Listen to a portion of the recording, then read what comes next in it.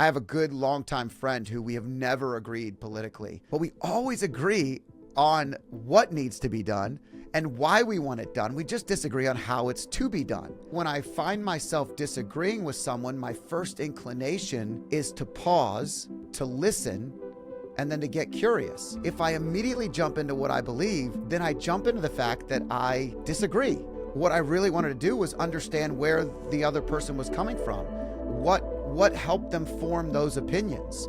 Where did they start? Where are they at now? Why did they get there? I've never once talked politics on this show, but I recently interviewed someone in politics, and I found myself listening and not quite agreeing with all of the things that were being said. Now, this is an interesting dynamic because I want to talk about being curious, not judgmental. If you look over my shoulder here, you see the believe. And if you're listening to this, then you can envision a Ted Lasso poster that everybody touched as they went through to play on the field, where he taught them to believe, but he also taught them to be curious, not judgmental. And it's one of my favorite statements because I walked out of the conversation and I was having a conversation with my team out front. And I said, I found myself really disagreeing, but I just wanted to stay curious. I felt like I owed that to our listeners, that it's more important to show that than it is for me to show my opinion. It was a time where my opinion I didn't think mattered in that second. And she says to me, why weren't you just yourself? And I said, I was myself. I think that when I find myself disagreeing with someone, my first inclination is to pause, to listen, and then to get curious. And that's what I did. Instead of immediately jumping to what I believe, which impacts me in a different way. If I immediately jump into what I believe, then I jump into the fact that I disagree. And now it becomes black and white. What I really wanted to do was understand where the other person was coming from. What helped them form those opinions? Where did they start? Where are they at now? Why did they get there? And, it's something that I think is really, really important right now. We're literally witnessing historical moments, monumental moments. And when someone doesn't agree with you, if you feel it's monumental and you feel like it could be negative or the opposite opinion could be negative, it makes you immediately get this fight or flight feeling. And when it's family or friends, sometimes it's when your guard's down the most, right? Your family and friends are the ones that you tend to get really fired up with quickly. You go back to the old version of you, the 1.0 version of you, not the 3.0 version of you, or the 10.0 if you're me. The point I'm getting at is I wanted to be curious. There were themes and thoughts that I think are interesting. And I believe there's a big gap in ideology and execution. And so when we talk politics, I don't want to get into the red versus the blue and the Democrats and the Republicans, conservative and liberals, like woke versus not woke. I don't really want to get into those items, but I do want to make a couple of points that I think are really interesting. I've been in the financial services for 20 plus years, and I've run huge conferences and huge events in very, very tough times. The markets of 08 and 09, the downturn during COVID. What you find is people lean on their political beliefs, especially during major campaigns, and everything's either going to be horrible or wonderful, depending upon whether or not their candidate gets in. And the challenge is that when we have these viewpoints, they're too extreme, number one, and they don't actually ever mean in the immediacy that those things are going to happen, that it's going to be bad or it's going to be good, or, there are certain things that could be good, like, maybe certain things that you believe in are elevated and certain things that you don't believe in are demoted to a later conversation. But usually it's not as bad as we think. We go to the extremes. All of us do. What's interesting is if I were to bring up a topic like homelessness, which is a major problem in our country right now, go to any U.S. cities that I've been traveling to for many, many years, Charlotte, North Carolina, beautiful city, well-kept city. I love the city. The homeless problem is significantly larger than it ever was. I was in Columbus, Ohio, and just recently, significantly different than 3 to 5 years ago. It's substantially worse in urban cities today than it was. But if we talk about homelessness and you talk to the two sides of any argument, they all agree that we want to fix it. Everybody wants to fix it. 90% of a room that I would talk to all want to fix it, and all are this close to each other in viewpoint. It's the 10% of how we do it that usually separates us. It's the 10% of how we do it that makes us angry or frustrated or lost. I mean, it's always interesting to me how we also get lost in ideology, and yet we forget about execution. So what I mean by that is so many times when I'm thinking about something or I disagree with someone, I'm often thinking in my brain, I agree with the result that we want. I disagree with how you're going to get there because it's not going to work that way because people don't respond that way. That's not real. You can make up ideologies all day long that you want to believe in, and you can put all your energy into them, but if there's no way to execute them, you're full of shit, and you don't have a real purpose behind your ideology. It's just, in a dream world, one day, I hope that this happens, and I think everything starts with a dream, and it's great, but we have to focus a little bit on the how sometimes, right? But guess when it's not the time to do it? When someone across from you is saying something that you disagree with. So I think that there are a time and a place to have those conversations. I think that revisiting them is good. But I don't think when someone's stating something they believe so heart-filled that it does any good to actually push them into a box where it becomes black and white. I believe this, you believe that. We can't come to a common ground. I have a good longtime friend who we have never agreed politically. We've never agreed ideologically on big items, but we always agree on what needs to be done and why we want it done. We just disagree on how it's to be done. And so we would sit and drink wine and play FIFA and have conversations until 1 and 2 o'clock in the morning. And by the end of the night, we would have believed that we could change the world, that together with our differing opinions, we could actually make it better. It's why candidates like RFK stand out to people, because he's somebody that was a lifelong Democrat and essentially doesn't believe in certain things that have shaped the party in the most recent years, and he's out there talking about it. Donald Trump was a longtime Democrat who converted into the conservative movement and now symbolizes the conservative movement for a lot of people. And so when you look at these candidates and you look at what they believe in, it's always interesting to see where they came from and where they are. Another interesting point I'd like to point out, we can evolve. We can change our minds.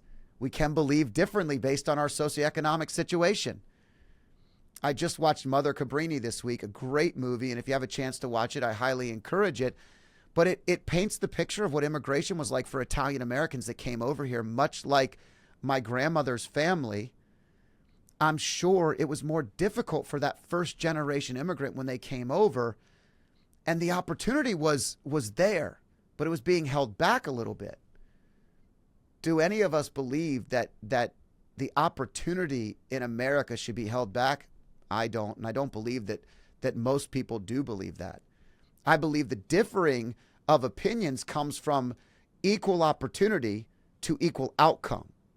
If you believe everybody should have equal outcome, then you're cheating the system, and it's not about opportunity. It's not about everybody choosing to do something that's good for them or making their own choices that will end up putting them in a better position. So I chose this job because it's the right job, but I know it's going to be hard work, but I know once I get through this job, I'm going to get another opportunity. Instead, equal outcome would say, I just want that opportunity right now. I don't really want to do the things that require me to get there. And I believe that I deserve that. And I don't get behind that. I've never been behind that. I don't believe in equal outcome. I believe you all make choices that you decide And you have to live and die by those choices. And if you surround yourself with the right people, then you have great resources. And hopefully you're surrounding yourself around people that differ in your opinion, that are giving you outside input, that are saying, if we look at a topic like homelessness, have you thought of it from this space? I've worked in government for this many years. Here's the challenges we face. I've been a small business owner for this many years, and here's how I would fix it.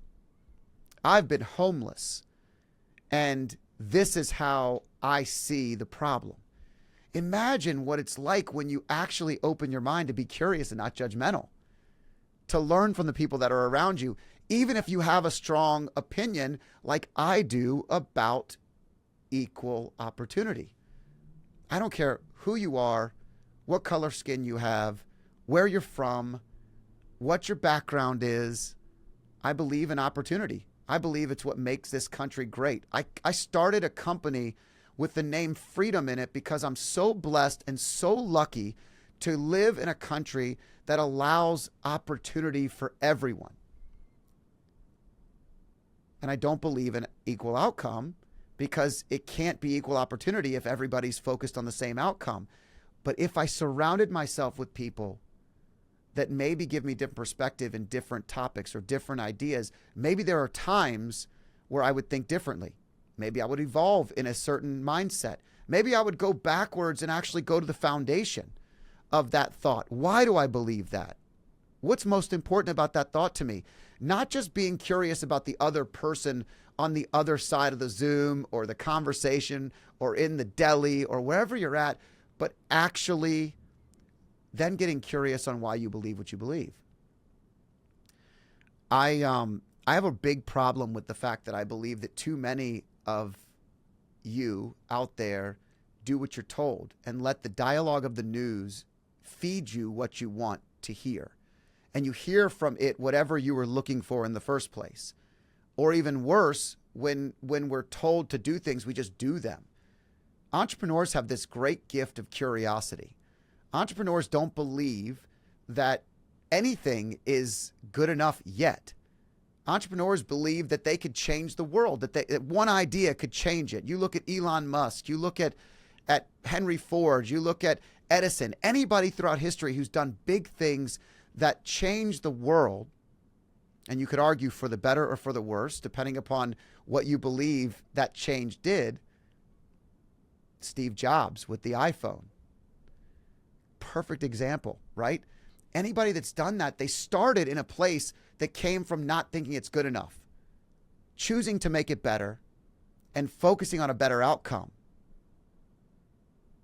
They all started from different spots. They all started with different backgrounds. You know, there's so many things that we could look at. But I just believe that today's message, after this conversation I just had, honestly, it shook me a little bit because I wanted to give my opinion more. And I will when it's one-on-one or when we have another conversation. But I won't do that when it's a platform and it's a curiosity thing. And I'm really focusing on learning. When I'm focused on learning, I'm not worried about what my opinion is. I can formulate that later.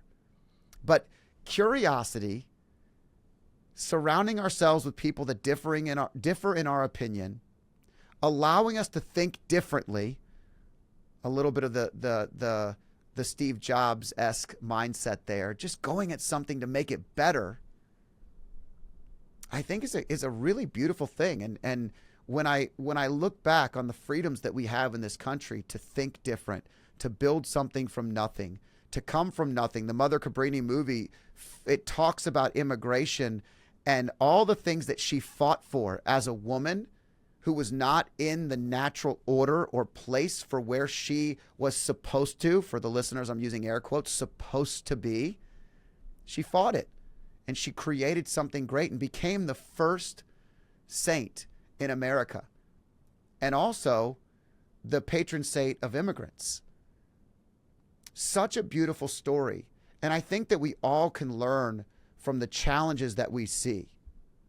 Instead of just focusing on an easy black and white answer, let's focus on understanding and being curious as to why someone believes what they do. The last thing I'll say is too many people have hatred in their heart, especially when it comes to politics. And I don't care who you are. I don't care what you believe. If you find yourself genuinely wanting the other person to die, you're coming from the wrong spot. It's time to grow the hell up, because that's not a spot that I ever want to be surrounded by at all. I mean, it's just not. It's ridiculous to think that in an assassination attempt, people would say, oh man, how do you miss? Or when a president is sitting in the most powerful country in the world and is sick and obviously feeble, we would say, oh, he just needs to die anyway. These are comments that are just not needed. And the reality is we can't be curious and we can't learn from each other, and we can't move this country forward if we don't focus on things that bring us together, not things that push us apart.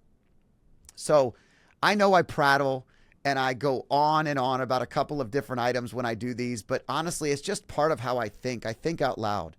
And I definitely have strong viewpoints of what I believe, how I believe we can fix things, and what I believe makes this country great. But I also believe that if you differ in those opinions of mine, I can learn from you. I can grow from that. And maybe it will help us come up with a solution that's actually not just about ideology, but one that actually includes execution. And not just about tearing someone down, but about building all of us up.